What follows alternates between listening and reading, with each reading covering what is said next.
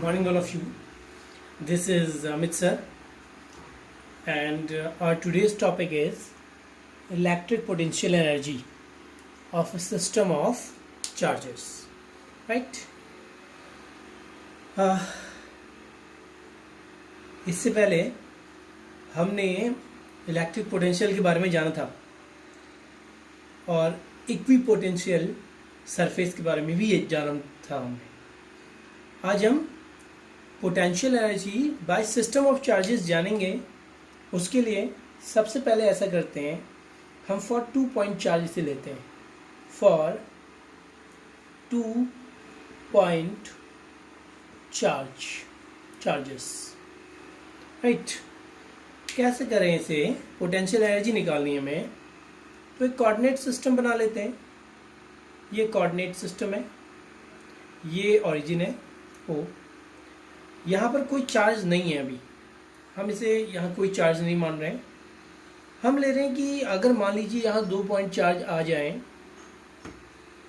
Q1 और Q2, तो इसके कारण इस सिस्टम में कितनी टोटल एनर्जी, पोटेंशियल एनर्जी होगी। यहाँ चार्ज Q1, यहाँ पर चार्ज Q2, कितनी टोटल एनर्जी इसमें होगी। पर उसके लिए हम क्या करते हैं कि इन दोनों चार्जेस को गायब कर देते हैं थोड़ी देर के लिए। इनको पहुंचा देते हैं इन्फिनिटी पे, जहां पर ये इनफाइनाइट डिस्टेंस से आ रहे हैं। और सबसे पहले Q1 चार्ज आ रहा है, ये Q1 चार्ज अंदर आया, तो हम ये देखना चाहेंगे जब ये Q1 चार्ज यहाँ पर आया तो इसने कितना वर्क डन किया, क्योंकि पोटेंशियल एनर्जी क्या है? It is the work done for carrying the unit charge. According to definition आप सभी जानते हैं, वर्क डन जो एक चार्ज को कैरी करने के लिए होता है। अब इस चार्ज को यहाँ से यहाँ तक लाने में कितना वर्क हुआ, ये हमें निकालना है पहले। तो क्योंकि यहाँ पर कोई चार्ज और था ही नहीं, ये कोऑर्डिनेट सिस्टम है जहाँ कोई भी चार्ज नहीं है, यहाँ किसी का भी इलेक्ट्रिक फील्ड नहीं है। अगर किसी का इलेक्ट्रिक फील्ड है ही नहीं तो इस चार्ज को लाने में कोई वर्क ही नहीं होगा। वर्क तो पोटेंशियल इलेक्ट्रिक फील्ड के अगेंस्ट होता है ना। तो W work done is equal to, or potential you can say, potential is equal to W upon Q. This is the formula of electric potential, work done for carrying the charge, right? That means W is equal to QV or VQ. W is equal to VQ. This is the formula, right? पर अब यहाँ से यहाँ लाने में कोई work नहीं हुआ क्योंकि इलेक्ट्रिक फील्ड था ही नहीं। ठीक है, Q2 चार्ज अभी भी इन्फिनिटी पे है, Q1 चार्ज तो इन्फिनिटी पे था ही, और Q2 चार्ज अभी भी इन्फिनिटी पे है। दोनों चार्ज इन्फिनिटी पे से Q1 को अंदर ले आए, कोई वर्क नहीं हुआ, राइट। इस पॉइंट A पे लाने पे कोई भी वर्क नहीं हुआ। ठीक है, ये पॉइंट A पे जब चार्ज Q1 को लेके आए तो work done is 0 here, right. पर अब चार्ज Q2 को जब लेके आएंगे, इस चार्ज Q2 को जब इस पॉइंट B पे लेके आएंगे तो कुछ वर्क करना पड़ेगा। क्यों करना पड़ेगा? क्योंकि अब यहाँ एक चार्ज आ चुका है जिसका अपना एक इलेक्ट्रिक फील्ड होगा, और इसके इलेक्ट्रिक फील्ड के कारण ये जो चार्ज जब यहाँ पर आएगा Q2 चार्ज, तो इसको इसके इलेक्ट्रिक फील्ड के अगेंस्ट वर्क करना पड़ेगा, राइट। तो हम इसको वर्क कैसे कराएंगे? देखिए, आपको फॉर्मूला मैंने बता दिया यहाँ, W is equal to VQ। इसका पोटेंशियल कितना है ये निकालना पड़ेगा। इस चार्ज का इस पॉइंट पे पोटेंशियल कितना है, उसके लिए हमको ये डिस्टेंस जाननी पड़ेगी। अच्छा, अगर मान लीजिए ये पोजीशन वेक्टर R1 है, R1 वेक्टर यहाँ से यहाँ की डायरेक्शन में, ये पोजीशन वेक्टर R2 है यहाँ की डायरेक्शन में, तो बताइए कि ये जो डायरेक्शन में वेक्टर है AB वेक्टर, ये कितना हो गया? बड़ी कॉमन सी बात है, इसमें ट्राइंगल रूल लग जाएगा। R1 plus AB vector is equal to R2 vector. That means AB vector is equal to R2 vector minus R1 vector. This is R2 vector minus R1 vector. ठीक है, तो यहाँ R2 vector minus R1 vector आपको मिलेगा, right. this plus this is equal to this. So this is equal to R2 minus R1, right. अब देखिए, अब हमने ये तो निकाल लिया कि ए बी वैक्टर कितना है, तो पोटेंशियल का फॉर्मूला भी आपको मालूम है, 1/4πε0 Q1 का निकाल लें, क्योंकि इसका हम इलेक्ट्रिक पोटेंशियल निकाल लें इस पॉइंट पे, तो Q1 divide by A B vector, और ए बी वैक्टर कितना है, R2 vector minus R1 vector का मॉड, राइट। आप इसे R12 वैक्टर भी कह सकते हैं, R12 वैक्टर, राइट। सरलता के लिए, for easy, we can write it R12 vector. तो यहाँ पर R12 वैक्टर भी लिखा जा सकता है इस तरीके से, 1/4πε0 Q1 बाय R12। अब वैक्टर लिखने की जरूरत नहीं है क्योंकि ये मॉड है, राइट। इस तरीके से भी इसे लिखा जा सकता है। तो ये फॉर्मूला लगा लीजिए, वर्क डन कितना हुआ, W is equal to V, V is 1/4πε0 Q1 by R12 and to Q। अब Q कितना है, यहाँ पर किस चार्ज को लेके आ रहे हैं, Q2 को लेके आ रहे हैं, तो यहाँ पर Q2 हो जाएगा। तो that means work done is equal to 1/4πε0 Q1 Q2 by R12। ये 2 पॉइंट चार्ज के लिए था, 2 पॉइंट चार्ज के लिए यही वर्क डन होगा, और यही वर्क डन इस पे एज ए पोटेंशियल स्टोर हो जाएगा, पोटेंशियल ये स्टोर हो जाएगा, ठीक है, एज पोटेंशियल ये यहाँ पर स्टोर हो जाएगा, और यही इसकी पोटेंशियल एनर्जी टोटल बन जाएगी सिस्टम की, W is equal to 1/4πε0 Q1 Q2 by R12। अगर दो चार्ज Q1 Q2 हैं तो उनका total potential energy 1/4πε0 Q1 Q2 by R12, right. अब हम 3 पॉइंट चार्ज की बात करें, अगर मान लीजिए अब हम बात करते हैं 3 पॉइंट चार्ज की, तो यहाँ पर 2 के बदले 3 लिख दीजिए, 3। अब एक चार्ज और ले लीजिए Q2 Q3। अच्छा, QWA पर लाने पे जो वर्क था वो तो 0 था, WB was 1/4πε0 Q1 Q2 by R12, ये था, ये हमने अभी निकाला। अब Q3 को इस पॉइंट पे ला रहे हैं हम, और इसका पोजीशन वेक्टर मान के चलिए R3, ठीक है। अब ये R3 पोजीशन वेक्टर पे यहाँ पर इसे लाया गया, तो इसको कितना वर्क करना पड़ेगा यहाँ पर लाने में, WC कह लीजिए, WC कितना करना पड़ेगा, तो इसको इसके अगेंस्ट भी करना पड़ेगा और इसके अगेंस्ट भी करना पड़ेगा, तो इसको कितना, W13 and W23, W13 मतलब 1 के कारण जो इस पे 3 पे है, it is 1/4πε0 Q1 Q3 for R13, and W23 जो इसके कारण यहाँ पर है। अब मैं सीधे लिख रहा हूँ क्योंकि अब मेरे पास फॉर्मूला है, Q2 Q3 अपॉन R23। अब टोटल वर्क अगर निकालना है तो इन सबको ऐड कर लीजिए, ठीक है। तो टोटल वर्क हो जाएगा 1/4πε0 Q1 Q2 upon R12 plus 1/4πε0 Q1 Q3 upon R13 plus 1/4πε0 Q2 Q3 upon R23, right. तो ये टोटल वर्क हो जाएगा।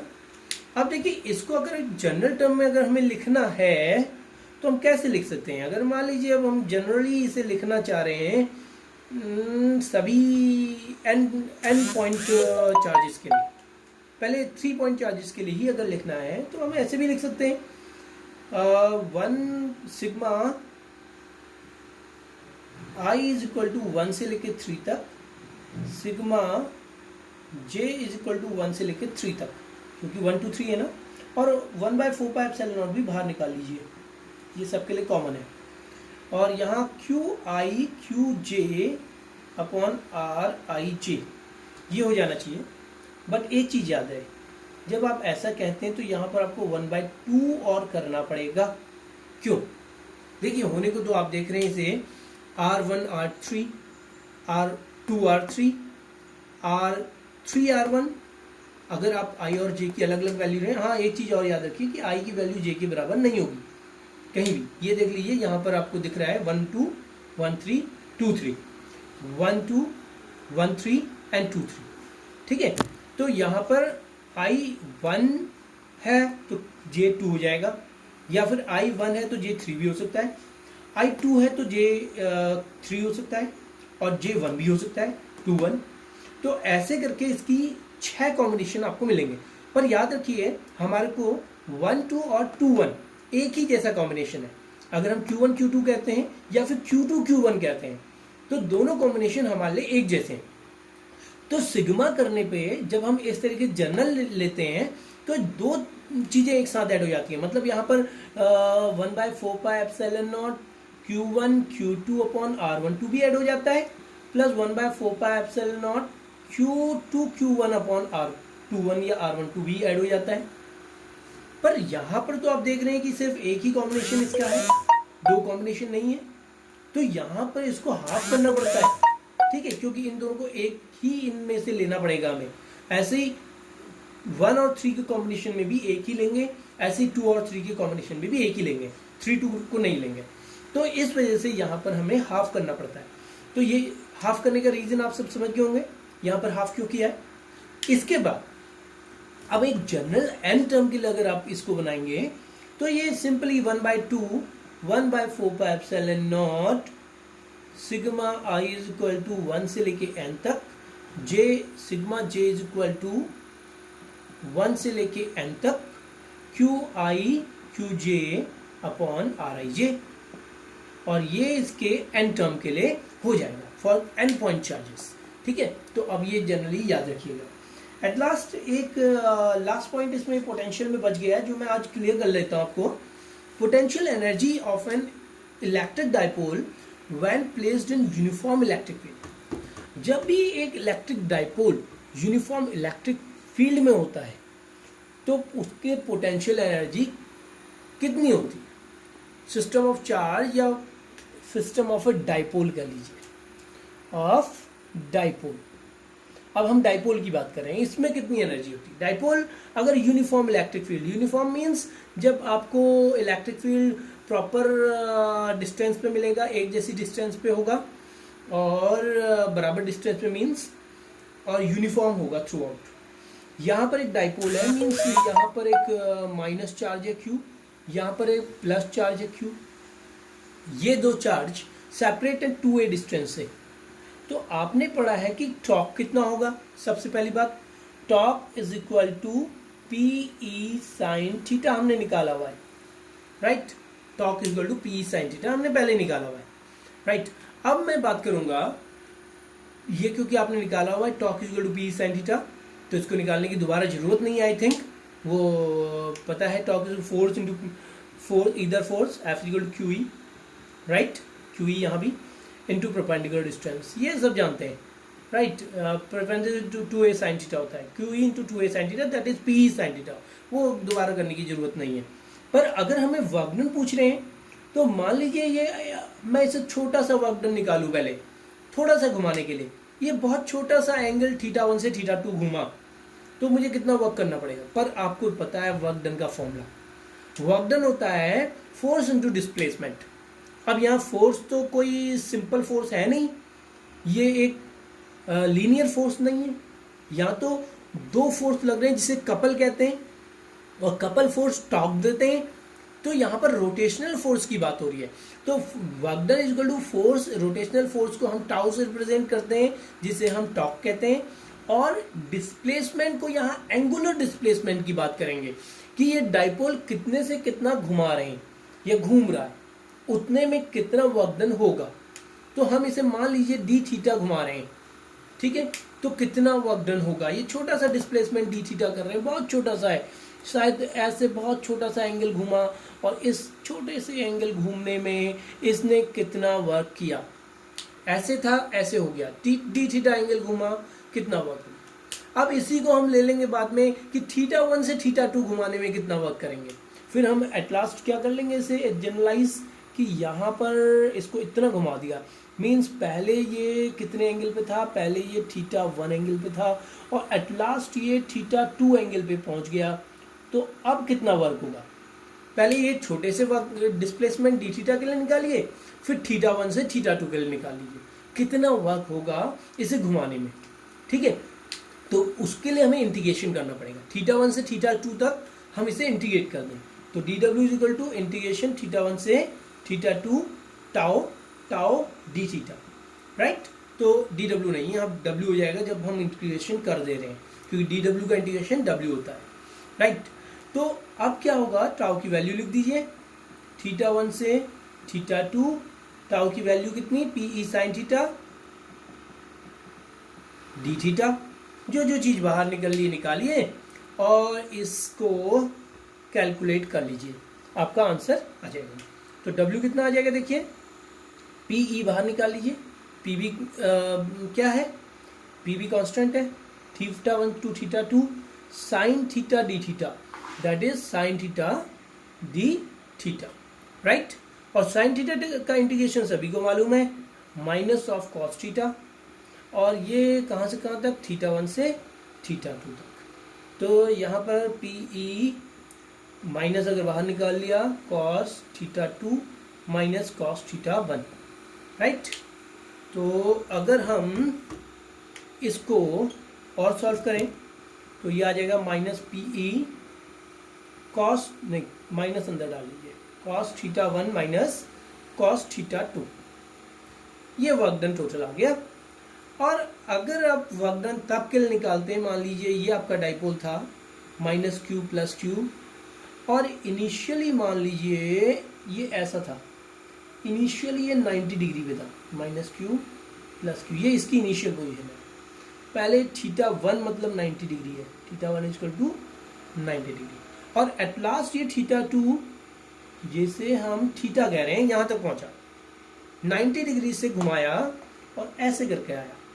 तो θ1 को आप ले लीजिए 90 डिग्री, θ2 को ले लीजिए थीटा, तो इसको इक्वेशन में रख दीजिए, W is equal to PE cos 90 minus cos theta. तो क्या हो गया, W is equal to minus PE cos theta. This is the expression for work done for the dipole.